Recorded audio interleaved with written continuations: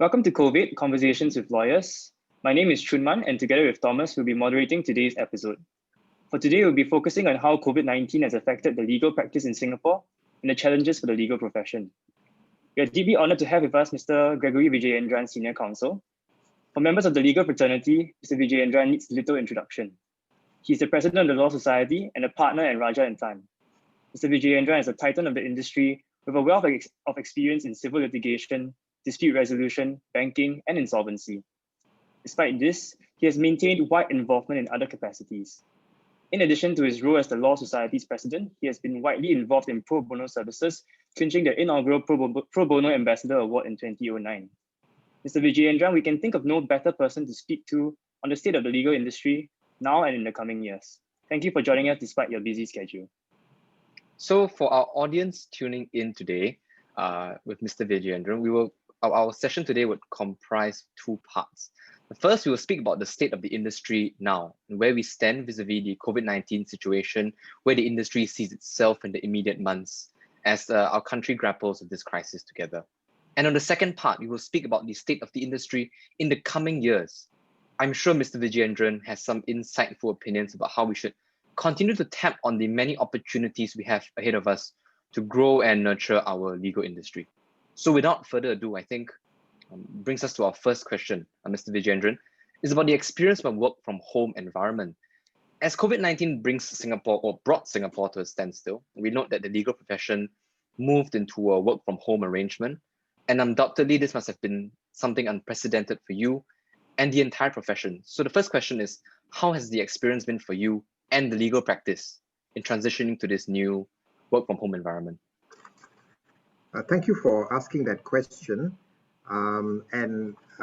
Work from home is certainly now a common parlance in I think many employers' vocabulary, and certainly that's been the experience of a number of industries and professions, and the legal profession is not unusual in that respect. In terms of the adjustment to work from home, what we ascertained both anecdotally as well as through empirical studies is that the profession were able to adjust to work from home by and large.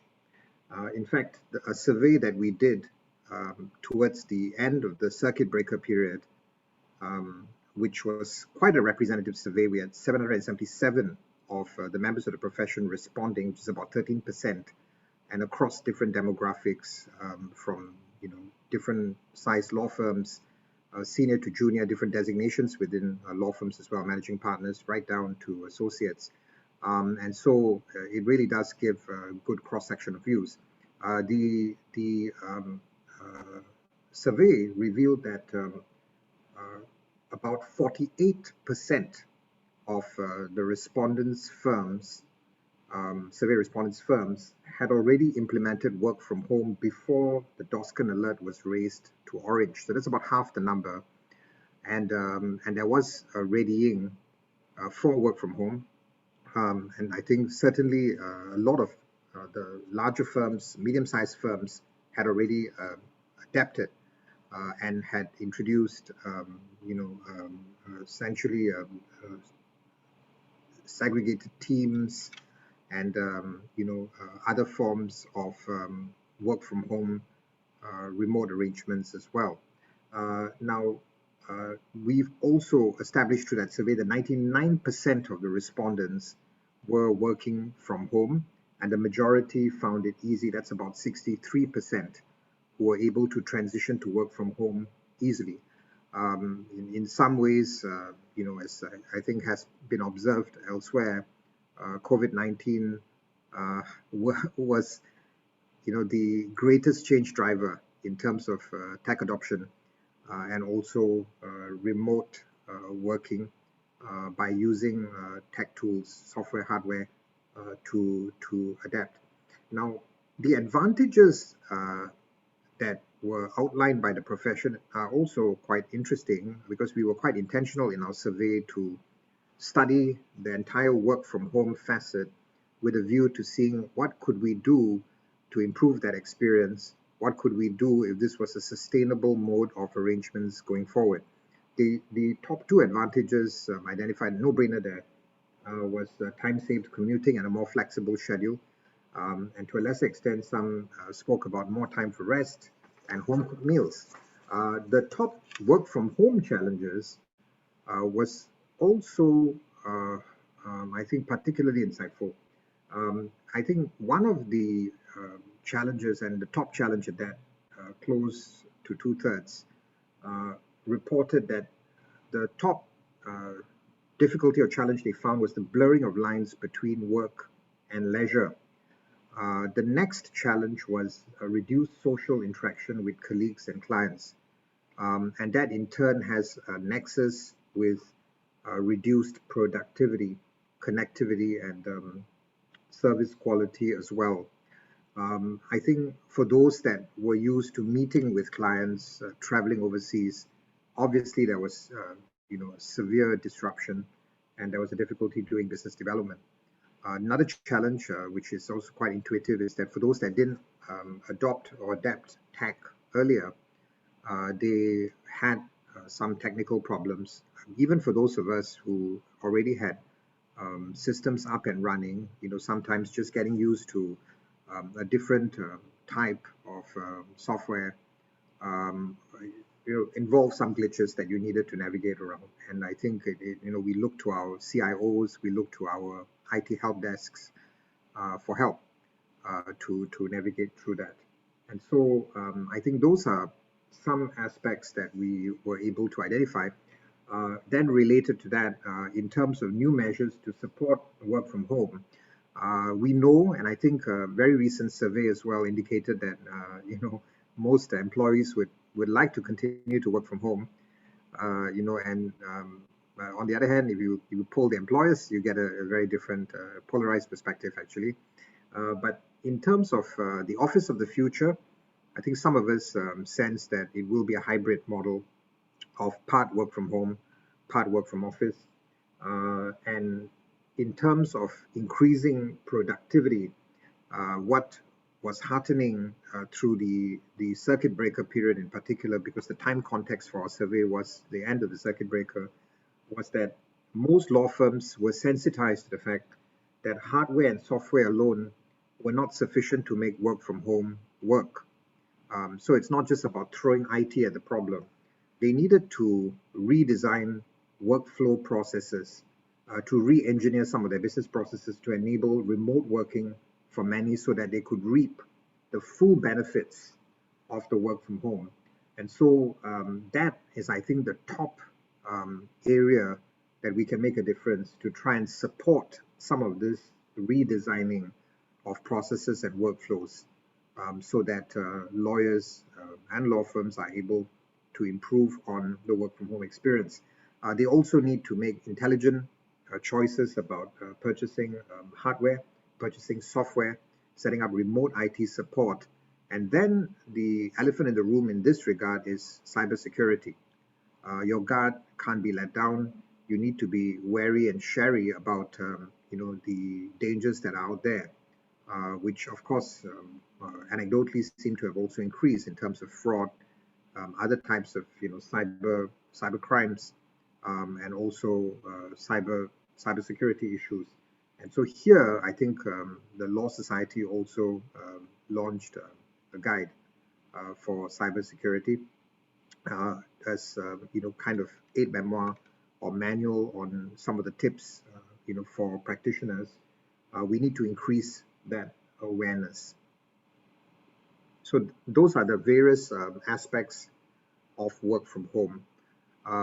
Now, I mean, you asked me that question, I think also personally, and I would say that personally, I found it to be an enriching experience. I found it to be, something that wasn't as hard as I thought it would be, and you become accustomed to it. You just need to reconfigure your home to become a bit of a home office, and to create that environment that's conducive from the quietness, to ensuring that confidentiality is still observed, to ensuring that in the case of perhaps some more complex technology, you need to have your tech tech dry runs as well.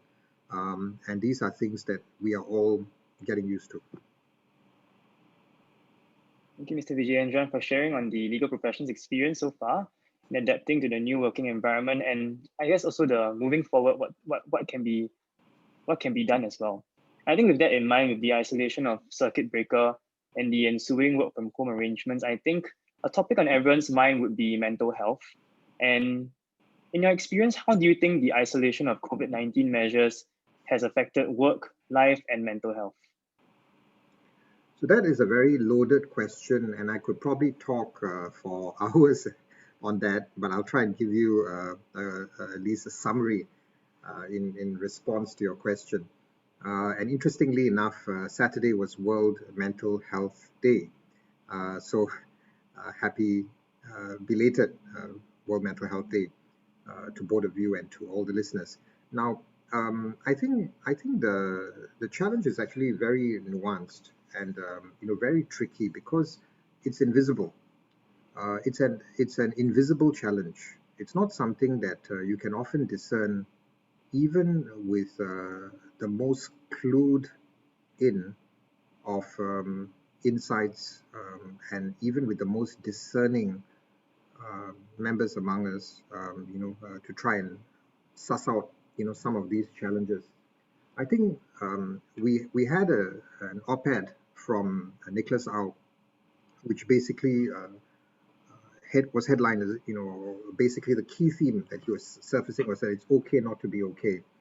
But I would add to that and say that it's okay not to be okay, provided you know that you're not okay. Because if you are not okay, but you think you're okay, then you're really not self-aware. So I think that's the added dimension. So what have we been able to tell? We also polled our members in this respect on mental health, and the findings are as follows. Essentially, what we ascertained was the pandemic has thrown us into highly unfamiliar territory. Negative news was abounding, in the media. Some people just didn't want to read anymore. They didn't want to hear anymore because, it affects you when you're just reading so much of negative news. And the ensuing economic fallout also led to job losses. And that itself is a type of grief, to lose your job and to be able to come to terms with that. For those who had a job, have a job, and were working from home, I identified one challenge earlier because of the blurring of lines between work and leisure. So you're on call, on demand, 24/7 in some cases. With superficially, of course, you think you have more time for leisure and a bit more of a sanctuary, and can go to the fridge and get a snack or talk to your family members in between, and all that is lovely. But the problem is when everything starts becoming blurred, and then it has an impact on the individual, and that's why that was identified by the profession. Very interesting finding, as I shared earlier, as the top challenge for work from home.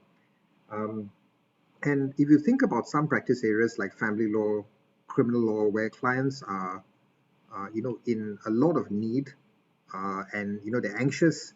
Those who practice in personal law aspects, and they're calling you after office hours, and then you can imagine when they themselves are anxious, they're calling you, and some of this gets transmitted. So the survey that we did showed that about 27% reported moderate to severe adverse impact on their sense of mental well-being or mental wellness. So the psychological health was affected. The major stresses reported are related to finances, that was about 33%, one-third, and work, about 35%, because the economic slowdown negatively impacted the legal profession, as we know. Some were obviously concerned about COVID-19 as a cause of stress, which of course at that time, bearing in mind time context, this was at the end of circuit breaker, there was still community transmission numbers that were high. Foreign worker dormitories as well were high. So those were the stress points. And how did it manifest itself? Anxiety, fatigue, disrupted sleep being some of the common areas. Now I'll go deeper in response to the question, because we know that already from even headline articles in the media, the sense of isolation people felt, job uncertainty, disequilibrium has also been shared. These are all very real. Now, to add on to that, if you read some of the articles in this area about even Zoom, the modality we're using now, there is something called Zoom fatigue, which is very real. In an article by the Inquirer on 20th of May 2020, the report quoted a co-author of a book called Principles of Neuropsychology, who confirmed that Zoom fatigue is real, because the brain, when it processes information in a face-to-face interaction, pays attention not just to what is being spoken, but also to all the non-verbal cues.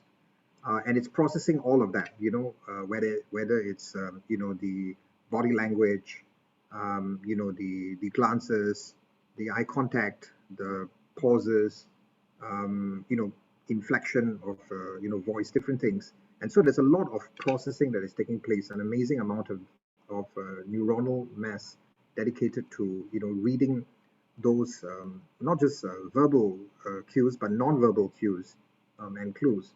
And so we sense emotion, we sense social cues, ambience, intuition, and so on. So the report went.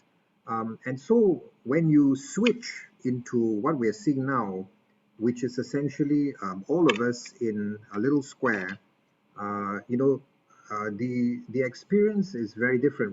We are kind of hyper focusing because we are trying to decipher from the limited information that our brain is processing, not just what is being said, but what is also not being said, but being communicated by our non-verbal language.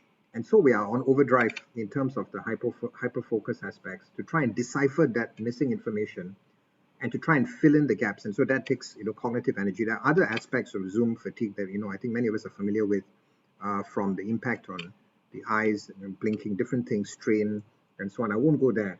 But so I just raised this point because the article was very interesting in suggesting that by looking at, imagine this, if we're in gallery mode, and there are multiple faces here, then if we're trying to decode what each one is sharing, and saying not just from a verbal but non-verbal point of view, where in this report suggests trying to decode multiple crossword puzzles all at once. So all of that puts a strain. So so that's the Zoom fatigue point. But then you also have other aspects which involve, for example, the reports by some of I think this is true more so for the circuit breaker phase of cabin fever, being shuttered in, that sort of feeling. I think what is ongoing now is also caregiver stress, because you work from home. Then some people have responsibilities at home. So you think about a working mother who now has to prepare maybe additional meals for the family and then also still do work, Some professionals have described, and I've heard this term, it's called presenteeism, where you're required to be present, more so in Zoom. You've got the aspect about the suboptimal interactions and experiences. Like right now, I'm seeing you, I'm hearing you, but I'm not engaging my other senses. So there's multisensory deprivation. How much of this then results in less storage of that memory for future reference? How much of these experiences are going to be actually recalled? So these are, I think, interesting. We are all guinea pigs in a longitudinal experiment. Okay, thank you very much, Mr. Vijayendran. I think that's a very important thing to note. It's as you said, it's an invisible problem, and maybe some people just don't pay attention to these aspects. And thank you very much for sharing on that. So another thing which I think is a bit invisible, but something that definitely affects the layperson, it's the question of access to justice. So of course, COVID-19 measures. With these measures, there comes restrictions on physical meetings. And one area that was affected was the pro bono services, access to courts, access to in-person legal clinics. How do you think the COVID-19 situation and the measures that follow it has impacted access to justice, especially for the more vulnerable? I think that is a very important question. Access to justice is integral in rule of law, and it's at moments like this when you are grappling with a pandemic that access to justice is most under threat. And that's when we need to be particularly sensitized and discerning about who are the vulnerable. And as the pandemic progresses and the situation prolongs, it's an evolving situation, and you have to be able to discern then who becomes more vulnerable, who becomes the most vulnerable, who becomes the new vulnerable. And you have to wear those lenses throughout the whole crisis to be able to suss this out. So answering your question directly, this was a real challenge. But I want to commend the LawSoc Pro Bono Services team, which is the corporate arm of LawSoc that provides access to justice, because they rose to the occasion and I think inspired many, including myself, by the ability to still give when times were the toughest. And the team led by Tonggi Lim, our CEO, did a remarkable job that at a few junctures, my own comment to them as we were having board meetings is it seems like service as usual. So let me give you illustrations to back up that point. First, the criminal legal aid scheme, which is the crown jewel for the Law Society's pro bono initiatives, continued to provide criminal legal aid to the indigent. And so taking the circuit breaker phase, for example, what happened was that it all went online. And applicants, of course, required a certain baseline level of IT literacy. And I'll just touch a little bit on that in a moment. But when we got our approval, the LawSoc Pro Bono Services Office, for general exemption in late April, that allowed for appointments for certain class applicants. For example, those that had urgent hearings, that needed, really a speedy point-to-point processing, and also some who were tech illiterate and were unable to apply online. So for the ones who went online, we tried to ensure that there were no additional barriers, no tech barriers to access to justice. And so to apply online, you just needed a smartphone or computer. There was no negative feedback. No applicant raised a concern that this was too hard to do. And applicants practically can seek assistance from family members or friends or service centers to apply on their behalf. And so that's how some of them, practically were able to do so. And applicants who are, rejected due to their inability to obtain required documents were applicants who would have been rejected pre-COVID in any event. So it's not as though there was more stringent documentation requirements. And just to recap for our benefit, typically the applicants need to satisfy two tests: the means test and the merits test. So you have to satisfy being an indigent, because this is only to help the indigent, which would be approximately the bottom quartile of the Singapore population. And you also have to qualify on the basis of merits. You can't put up a dud defense, and expect, criminal legal aid to fund it. It's unmeritorious. It wouldn't pass muster. It would be rejected. So that's the experience that we had. We also monitored the number of cases that were assigned, and the report for the 12-week period before 1st of May 2020 was that we did not see any significant impact on the number of cases when we compared that year on year as well. So that was our experience for criminal legal aid. It was really service as usual.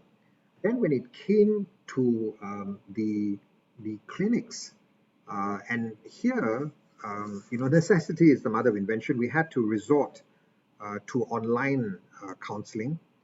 That's for sure, because you couldn't do the physical counseling. The clinics were running virtually on Zoom platform. We saw an average of 45 lawyers seeing 3.5 applicants, each, and they were volunteering each month. In fact, the attendance rates saw an average of 75% compared to 64% in earlier months. And I think there are a few reasons for this, because there's obviously a reduction of traveling time. There's a lot more flexibility then in terms of the online counseling. What were the top cases that we saw? We saw in the period from March to July 2020, family, which has always been the top cases that we see in the clinics, divorce, maintenance, PPO, etc. Many of them go there. It becomes the first port of call. We are effectively the first responder, and in terms of legal consult and give a roadmap of options.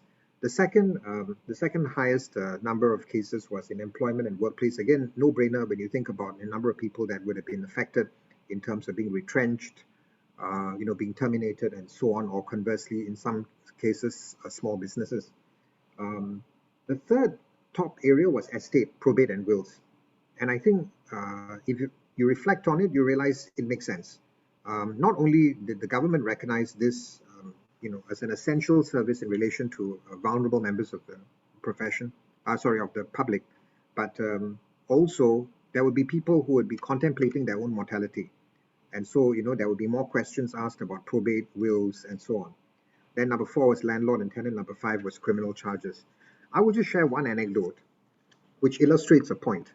I also wanted to have the experience of being an online counselor, and asked the team, basically my firm, R&T, is a strong supporter of the pro bono legal clinics run by Law Society's pro bono team. And so I was on duty, and I wanted to be on duty in that period. And the reason was I wanted to see the experience and, see it up close and personal, firsthand, and so on. And it was interesting. And I didn't see that it was worse than if I had attended physically. That's number one. But that's from my point of view. I actually think that from the point of view of the counselees, they also found it more beneficial, not just for the practical points I raised earlier, but also because for some, it would be easier to share their narrative in that setting compared to if they saw you face to face. So here, tech surprisingly proves to be a boon. I'll give you one example, which is anecdotal. So here I was doing a consult with one of the clients that came into the legal clinic, and her eye contact was everywhere. She was walking around, her eye contact was everywhere, but she was relating the story, right? And I think if we transposed that to a real life setting, I'm not so sure she would have found it very easy to share the full story. And by sharing the full story, of course, we needed to also see where she's at, and how her own psychology was, and I was processing all of that. But by sharing more of the story, we can actually be more informed, and then we can give more accurate advice, more complete advice in that setting. So for cases involving family, cases involving sensitive issues of debt management, this modality of online consults actually proved to be a plus. Third and final point, and I'll be very quick on this, even our non-profit support, assisting non-profits, because that's one of the aims for law or pro bono services, to help catalyze better charities governance with other non-profit organizations as well. And we want to be a blessing to other charities and IPCs. And so we actually saw an increase in the number of applications for the period Jan to July 2020 compared to the corresponding period last year, with 27 successful. And here again, you can imagine some of the charities were also facing existential issues. Donor dollar was hit. They are what I would call tertiary victims of the system. Primary, of course, health. Secondary, businesses, and tertiary would be the charities, because the donor dollar is hit. due to the businesses not giving us the used to, or individuals not giving us the used to. But even there, we tried to make a difference. There were some other initiatives that were being mooted, and some of them are underway. We are in the midst of also rolling out something for the migrant workers from a clinic point of view, but we were already providing a lot of access to justice for migrant workers. Pati Liani's case is a case which was done by our criminal legal aid scheme and a volunteer lawyer for the migrant worker, guest worker involved. Thank you very much, Mr. Vijayendran. I'm sorry, did I interrupt you there? Sorry. This is another problem with Zoom. We don't even. Yes. don't know when we're done. Yeah. Yeah. So no, I was just going to say, in short, it was service as usual, and the team rose to the occasion and adapted to tech and harnessed tech. Actually, the curious thing, Mr. Vijayendran, is going to say, the thing that struck me, what you said was service as usual. So that was something, because when I was, before the COVID situation hit, I was also involved in pro bono video clinic services, and I can't imagine that such an experience would have been, easier with this crisis. But I'm very thankful for the legal service, the legal industry, for stepping up to the plate. And I think the members of the public are very grateful for that.